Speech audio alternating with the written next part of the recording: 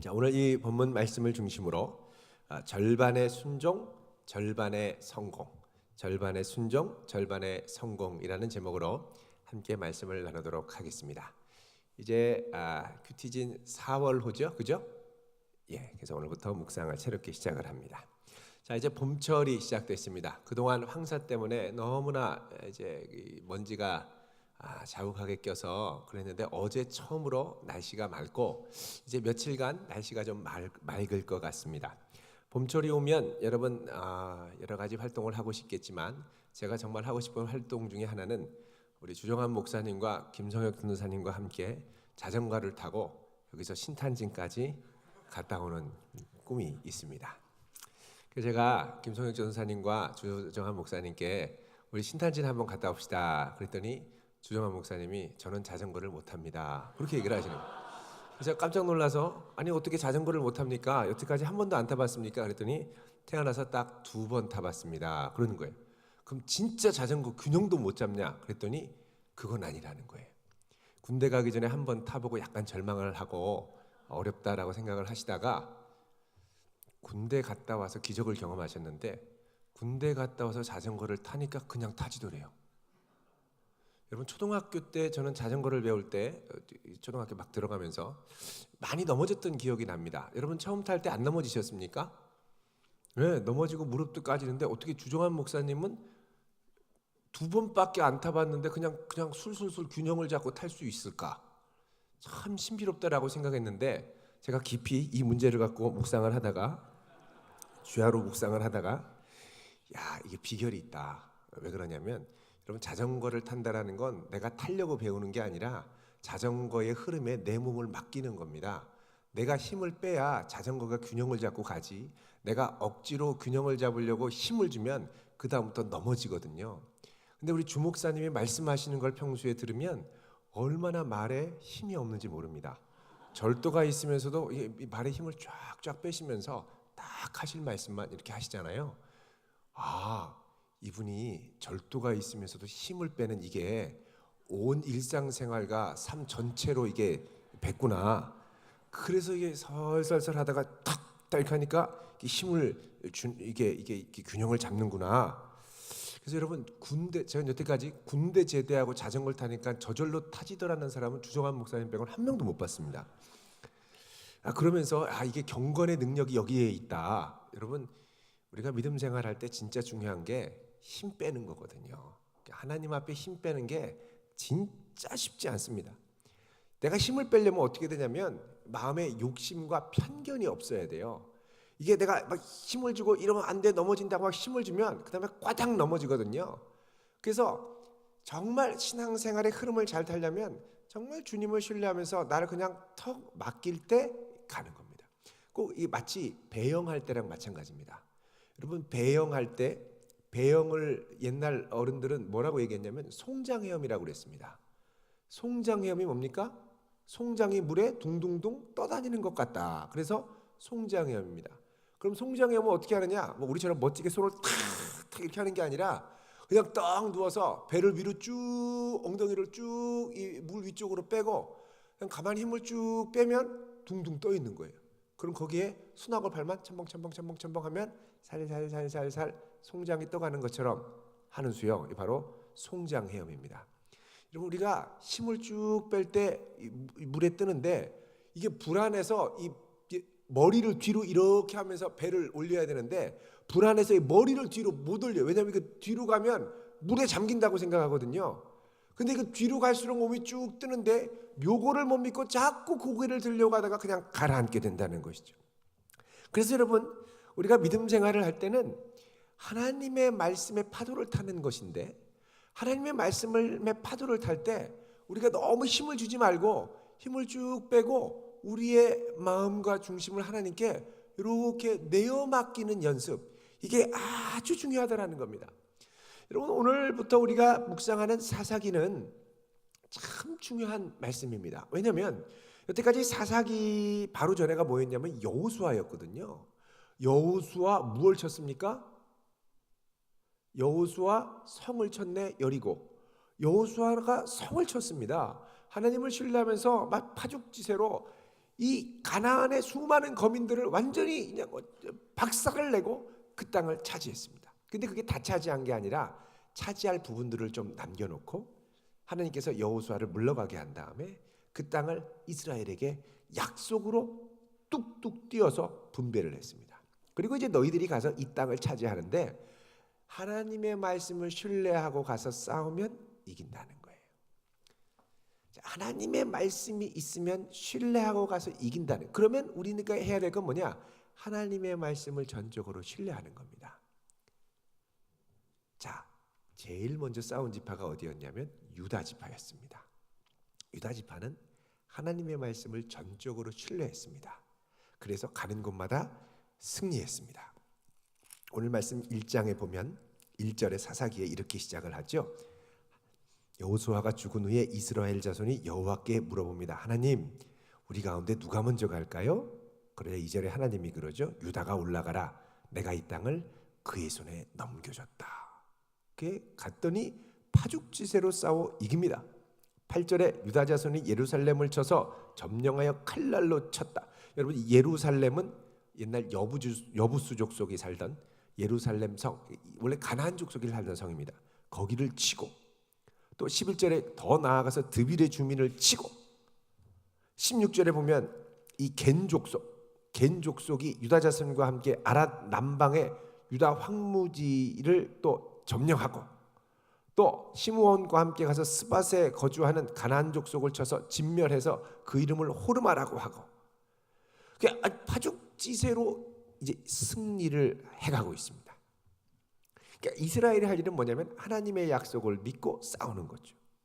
그런데 16절에 조금 깨름직한 말씀이 있습니다. 우리 16절 읽어보겠습니다. 16절이 아니라 19절 시작. 여호와께서 유다와 함께 계셨으므로 그가 산지 주민을 쫓아내었으나 골짜기의 주민들은 철병거가 있으므로 그들을 쫓아내지 못했다. 여러분, 하나님의 능력으로 여태까지 승리했는데 골짜기에 사는 족속들, 그 사람들은 뭐가 있냐면 철병거가 있는 거예요. 철병거는 바퀴가 철로 돼 있고 재질이 철로 돼 있어 아주 단단합니다. 그러니까 이게 또 이게 딱 사람을 보호하게 돼 있어서 그 철병거를 타고 가면서 화살을 쏘면 탁탁 박히면서 죽고 공격을 하기가 쉽지 않은 아주 강력한 무기가 철병거였습니다. 그러니까 그 당시에 말하면 이제 최첨단 무기, 일종의 전차를 갖고 있었는데 그 전차를 보고 이스라엘 백성들이 그 철병거 때문에 쫓아내지 못했다는 겁니다. 그럼 여러분, 우리가 여기서 생각할 필요가 있죠. 자, 하나님의 능력이 철병거를 이기지 못할까요? 하나님의 능력이 철병거를 당해내지 못할 만큼 약할까요? 이겨내실 만큼 강하겠죠? 근데 왜 유다 백성들은 철병거가 있기 때문에 쫓아내지 못했다고 했을까요? 그러니까 철병거를 보고 믿음의 상상력이 마비된 겁니다. 저거 딱 보고 철병거네, 안 돼 이렇게 생각을 한 거예요. 그걸 딱 보고도 하나님이 허락하셨어, 무찌르지 말고 확 가야 되는데 딱 보고 야, 안 된다, 이거 철병거는 안 된다, 하나님이 오셔도 안 된다, 이렇게 생각하는 거예요. 여러분, 가끔씩 이런 얘기하는 친구들이 있죠. 야, 기도하면 돼, 야, 다른 건 다 되는데 이건 하나님이 오셔도 안 되는 거야, 이런 얘기할 때가 있습니다. 야, 취업 기도하자, 야, 다른 건 다 돼도 하나님 취업만큼은 역사하시지 않더라. 남자친구 여자친구 나 결혼해야 되는데 다른 건 다 돼도 하나님이 이거는 역사 못 하시더라. 그러니까 하나님을 내 상상력의 영역에서 제한을 하는 겁니다. 제가 예전에 청년 사역을 할 때 하나님께서 기도하라고 하시면서 이제 막 청년들을 위해서 수련회를 위해서 기도하는데 그때 제가 이제 노트북을 하나 잃어버렸습니다. 이거 어떻게 찾지 하는데 그때 저희 교회에, 제가 다니던 교회, 섬기던 교회에 선교사님이 와서 간증을 하시는데 하나님이 여태까지 선교지에서 모든 기도에 다 응답하셨다는 거예요. 역사하시지 않은 게 없다. 뭐 기적 같은 간증, 막 병자가 낫고 귀신이 막 쫓겨나가고 엄청난 간증을 듣고 와, 기도하면 되겠다. 근데 선교사님이 끝에 여태까지 하나님이 다 역사하시는데 하나만 응답을 안 하셨다는 거예요. 그거는 선교사님이 타고 다니던 이 집차 안에 노트북을 놨는데 그걸 어떤 원주민이 훔쳐갔는데 그것만 못 찾고 다 응답하셨다는 거예요. 순간 제가 망설여졌습니다. 노트북을 잃어버렸는데 그 노트북을 찾기 위해서 계속 기도해야 되나 말아야 되나? 기도해야 될까요? 말아야 될까요? 여러분, 우리 삶에 여러 영역이 있는데 기도해야 돼 하면서도 이것만큼은 내가 절대 기도하지 않는 영역이 있습니다. 그게 뭐냐면 여러분이 밤새도록 고민하는 문제가 기도하지 않는 거예요. 밤새도록 고민하면서 이건 어떻게 해야 되지? 내 손으로 어떻게 해야 되지? 누구를 통해야 되지? 이거 어떻게 하면 어떻게, 막 온갖 상상력에 꼬리를 물고 밤잠을 자지 못하면서 우리를 괴롭히는 거, 잠 못 이루는 밤, 그게 바로 내가 기도하지 않고 믿음이 약한 영역입니다. 이거를 놓고 기도해야 되는데 기도를 하자니 현실이 너무 암담하고 커 보이는 거예요. 여러분, 지금 제가 얘기할 때 여러분 철병거가 있으면 꼼짝 못합니다. 상상력이 마비됩니다. 그러면 여러분 좀 웃을 수 있습니다. 아니, 요즘엔 드론이 날아다니고 장갑차가 다니는 시대에 철병거가 뭐 무섭다고. 기관총으로 다다다다다 갈기면 다 죽일 텐데. 옛날엔 기관총도 없었고 활도 없어, 활만 있었고 그 칼이라고 그래야 뭐 대장들만 있었고 청동기 시대라서요. 구리칼 뭐 확 세게 때리면 확 휘어지는 그런 거밖에 없었으니까 당연히 무섭죠. 철병건데요. 그러니까 오늘의 우리가 볼 때는 별거 아닌 것 같은데 이스라엘은 완전히 거기에 얼어버린 거죠. 우리도 어른들이 보거나 다른 사람들이 보거나 객관적으로 볼 때 그거 별거 아닌 것 같은데 나는 그거 앞에만 딱 쓰면 완전히 움츠러들고 초라해지고 확 얼어버리는 게 있습니다. 여러분, 그거 하나님이 역사하실 수 있습니까? 여전히 내가 평생 안고 다니면서 고민하고 나 혼자 씨름해야 될 문제일까요? 이걸 갖고 고민해요. 그래서 여러분, 그럴 때 기도하면은 참 좋습니다. 왜냐하면 막 그때 그 문제를 갖고 쥐어쥐하고 막 소리 지르고 몸부림치며 기도하면 일단 밤에 피곤해져요. 그리고 너무 애쓰고 막 악쓰다 보면은 이제 생각하고 싶지도 않고 푹 잡니다. 자, 주께서 사랑하시는 자에게 뭘 주신다고요? 네. 사랑하지 않는 분에게는 고민을 주십니다. 어떻게 되냐, 어떻게 하냐, 막 고민하고 막 이런단 말이죠. 근데 몸부림치고 막 기도하고 아버지 몰라요, 주님이 알아서 해주세요 딱 하면 얼마나 속이 시원하고요. 잠이 잘 오는지 몰라요. 딱 되면 그냥 갑니다. 이런 믿음으로 기도할 수 있길 바랍니다. 이런 믿음으로 기도해야 되는데 기도하자 그러면 네, 그 표정이 꼭 목사님이나 기도하세요 이런 표정이에요. 나는 고민할 테니 너는 기도하세요 이런 뜻인 것 같아요. 여러분, 고민되면 그걸 갖고 나와서 몸부림을 쳐야 됩니다. 우리는요, 의외로 작은 것 앞에서 우리의 상상력을 마비시킵니다. 하나님의 큰 역사를 이루고 하나님이 나를 통해 하실 역사가 있는데 의외로 작은 것 앞에 움츠러드는 거예요. 아무것도 아닌데 그 한마디로 완전히 쫄고요. 한마디로 밤새 고민하고요. 한마디로 울그락불그락해지고요. 한마디로 완전히 열등감에 쌓여서 막 땅끝까지 가고요. 어떤 분은 지나가던 분이 오늘 너 재밌다 이 한마디 한 걸 갖고 밤새도록 막 잠을 못 잔 거예요. 나를 무시해도 어떻게 내가 그렇게 웃긴가 보지? 내 인생이 그렇게 웃기게 보이고 만만하게 보이시나? 뭐 이런 별의별 상상력을 다 하는 거죠. 여러분, 우리가 전적인 하나님의 말씀에 붙들려서 하나님을 신뢰해야함에도 불구하고 우리는 종종 이 작은 것 하나로 걸려 넘어져서 우리 인생 전체를 비틀거리게 만들 때가 있습니다. 여러분, 팀 켈러라고 하는 이제 변증 학자이기도 하고 목사님입니다. 뉴욕의 리딘목 교회라고 아주 유명한 목사님이 있는데 이분이 평생 사역을 하면서 젊은 세대들이 작은 것 하나에 넘어지면서 상상력이 마비되어 하나님을 떠나는 경우를 종종 본다는 거예요. 그냥 5가지 정도가 있습니다. 먼저 뭐냐면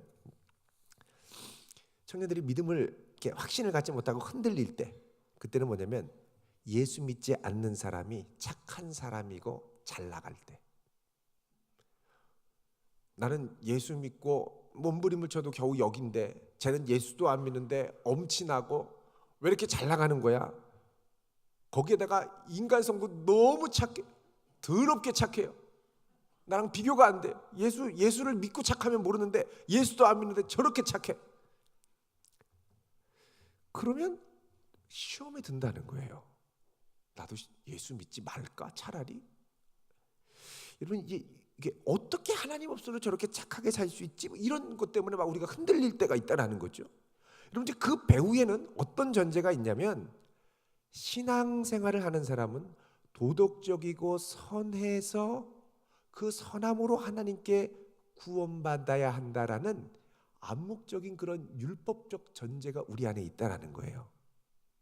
그러면 우리에게 이런 전제가 있다면 다른 말로 하면 뭐냐면 예수 안 믿는 사람들은 악하고 부도덕해야 한다라는 전제가 또 있다는 거죠.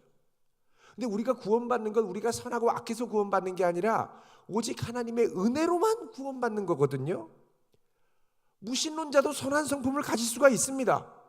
근데 중요한 건 구원받는 데는 선하고 악하고가 문제가 아니라 주님의 은혜가 있느냐 없느냐가 중요하다라는 거예요. 그래서 예수 안 믿는 사람이 너무 잘 나가도 그걸 부러워할 게 아니라 저에게도 은혜가 필요하다라는 걸 우리가 확신할 수 있어야 됩니다. 부러워할 게 아니라는 거죠. 두 번째로 우리가 신앙생활 하다가 걸려 넘어지고 조그만한 이 상상력이 잘못돼서 걸려 넘어질 때가 있는데 그건 뭐냐면 교회의 부패나 위선을 목격할 때, 성도들의 위선과 부패를 목격할 때, 그러니까 믿는 사람 때문에 시험에 걸리는 거예요. 야, 어떻게 예수 믿는 사람이 저래? 야, 어떻게 교회가 저래? 뭐 이런 생각이 들 때 덜컥 넘어지고 교회를 떠나고 믿음 생활을 멈출 때가 있다는 겁니다. 근데 그 배후에는 어떤 마음이 있냐면 교회에 다니는 사람, 예수 믿는 사람이 왜 저래? 라는 건 여전히 내가 판단하는 진리의 기준이 기독교의 진리에 있다라는 걸 전제한다는 겁니다. 뒤바꿔서 말하면 이런 거죠. 기독교에서 말하는 진리가 아니면 그들이 기독교인다워야 할 이유가 뭐냐는 겁니다. 그러니까 뭐 예수 믿는 사람이 저래라는 건 나도 모르게 예수 믿는 사람다운 기독교의 진리를 절대적인 진리로 나도 붙들고 있다는 거예요. 그 다른 말로 하면 암묵적으로라도 다른 건 몰라도 기독교의 진리만큼은 진짜여야 돼라는 게 있다라는 거죠. 그러니까 우리가 그걸로 걸려 넘어질 게 아니라 내가 이토록 기독교의 진리에 집착하는 이유가 뭐지? 이걸 내가 확실히 진리로 믿고 있구나라고 받아들여야 한다는 겁니다. 세 번째로 성도들이 걸려 넘어지는, 우리들이 걸려 넘어지는 것 중에 하나가 뭐냐면 아무 이유 없이 비참한 고난을 당하는 착하고 신실한 지체를 볼 때, 정말 착하고 열심히 믿으려고 하는데 진짜 주변에 있는 사람이 괴롭히고 가만두지를 않아요.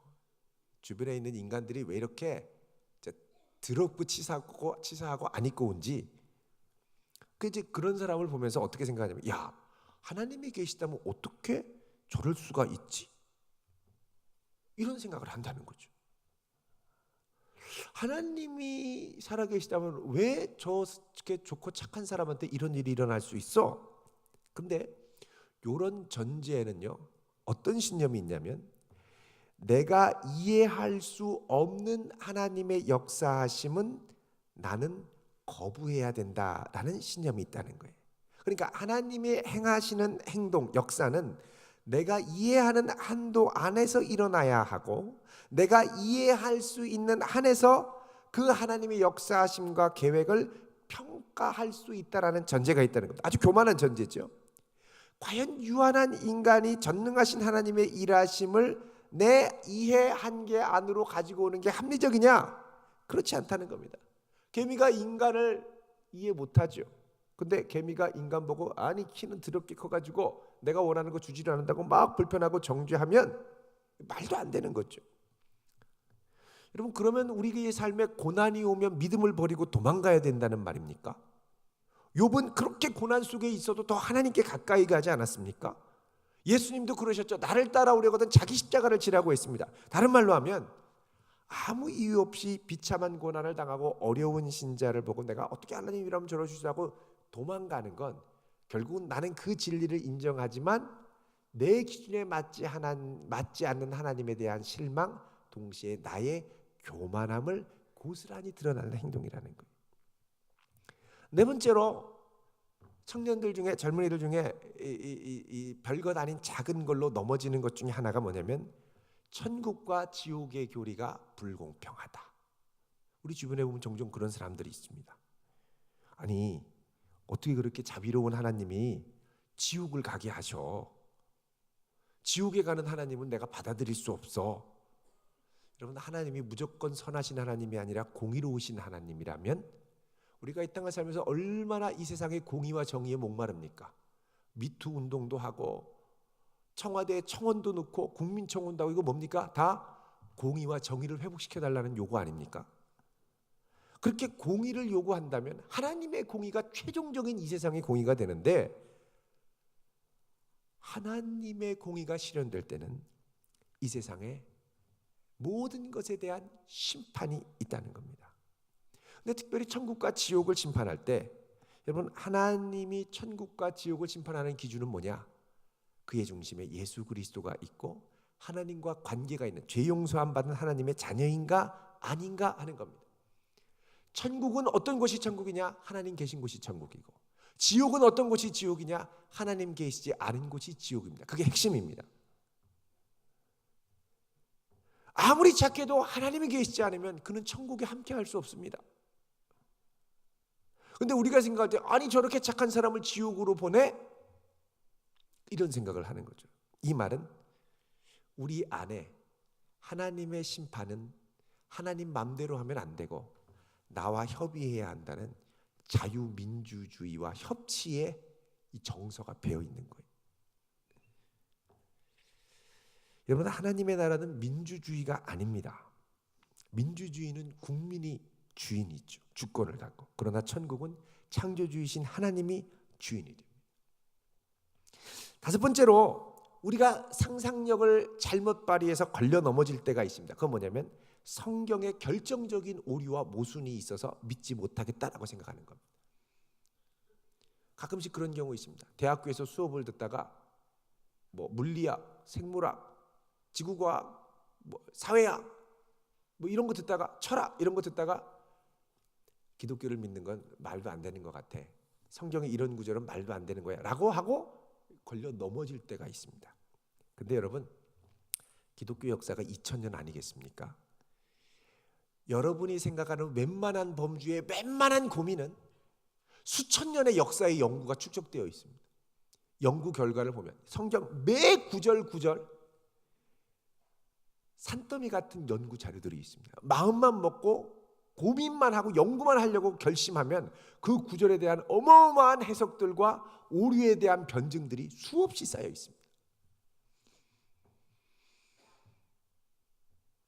전에 어떤 분이 베드로 전서에 나온 말씀을 갖고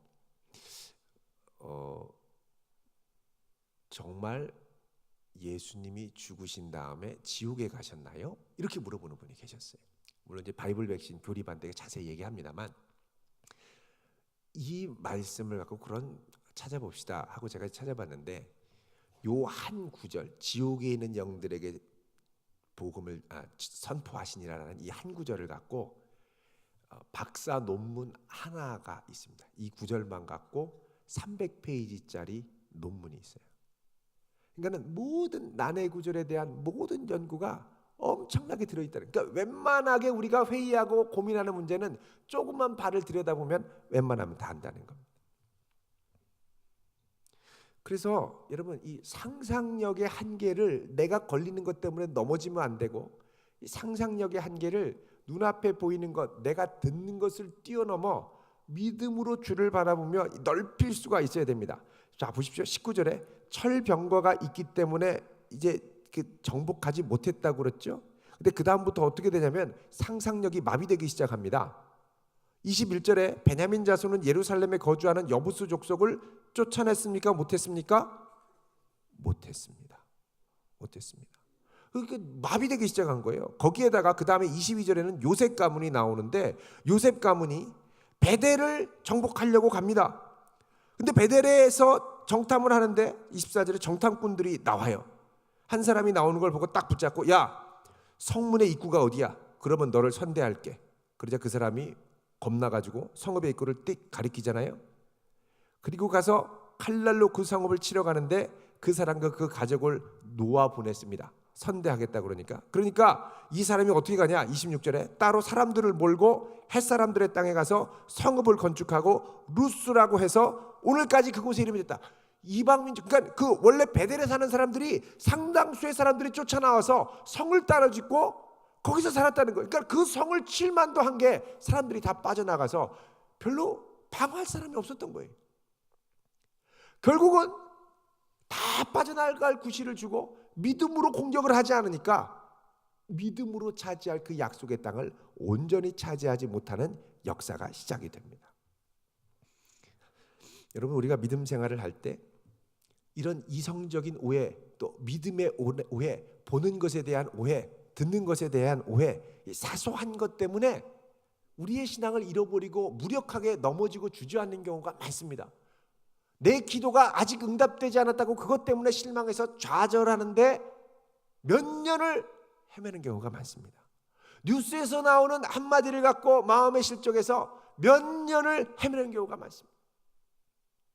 언론에서 나오는 부정적인 기사 하나로 몇 년을 방황하는 경우가 많습니다.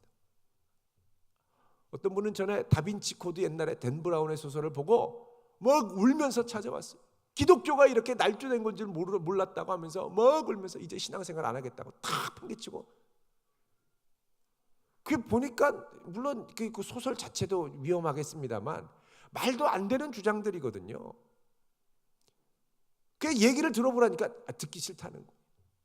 아니 그렇게 잘못된 거를 하나하나 얘기를 해주려고 그랬더니 싫다는 거예요. 그러니까 결국은 사소한 오해로 모든 마음을 닫고 귀를 닫으면서 가는 거죠. 여러분, 우리가 실족하고 하나님이 내게 주시는 은혜의 충만함을 경험하지 못하게 하는 사소한 것들이 커져서 우리를 넘어뜨릴 때가 많습니다. 대표적인 게 돈입니다. 알바의 유혹.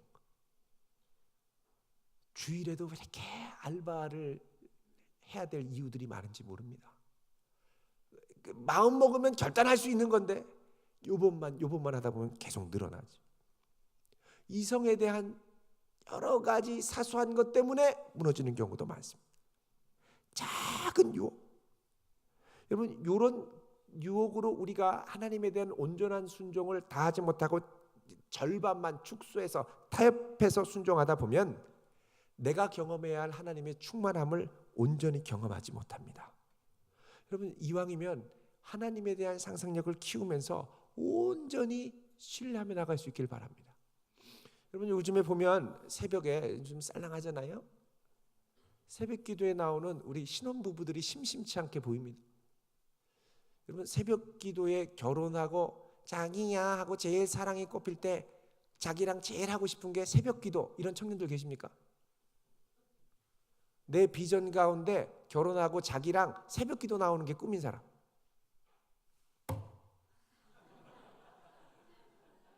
이런 비전을 품을 수 있기를 바랍니다. 우리 청년 중에 결혼하고 새벽 기도 나오면 제가 맥도날드에 데려가겠습니다. 근데 문을 닫을 것 같아요, 요즘에. 자꾸 햄버거를 안 먹어서. 어쨌든 여러분, 이거 쉽지 않거든요. 또 뭐냐면 우리 부부의 모든 걸 그냥 하나님께 다 맡기겠다는 거예요. 의지하겠다는 거예요. 근데 어떤 분은 이럽니다. 주여, 주께서 역사해 주시옵소서. 다 기도하고 그 다음에 다시 주섬주섬 주워가요. 하나님 잠깐만요. 제가 좀 생각 좀 해보고요. 그리고 열심히 기도하고 가서 자야 되는데 계속 고민해요. 밤잠 못 자고. 잠이 안 오면 뭐 해야 된다고요? 기도. 기도해도 잠이 안 오면 어떻게 될까요? 또 기도. 잠이 올 때까지 기도하시길 바랍니다. 그럼 반드시 잠이 와요. 조용하게 기도해서 안 되면 몸부림을 치고요, 무릎을 꿇고 몸을 피곤하게 하면서 기도해 보세요. 반드시 잠이 옵니다.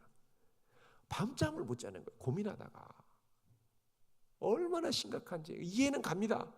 그런데 여러분, 그때 전능하신 하나님을 온전히 신뢰하면서 기도할 수 있기를 바랍니다. 원래 시나리오대로 하면 이스라엘이 이 가나안 땅에 들어가서 왕창 다 차지해서 우리 땅하고 딱 꽂아야 되는 게 원래 스토리인 거예요. 근데 원래 스토리가 자꾸 믿음을 타협하고 절반만 순종하고 자꾸 하나님을 신뢰하지 않고 그 고민 내가 끌어다가 그리고 철분 거 보고 겁먹어가지고 상상력을 제한하고 하나님의 능력을 내 믿음으로 제한하다 보니까 그 다음에 역사도 줄어드는 거예요. 믿음이 줄면 역사도 줄고 역사도 줄면 기도도 줄고 기도도 줄면 영적인 나태함과 무기력함에 빠지게 되어 있습니다.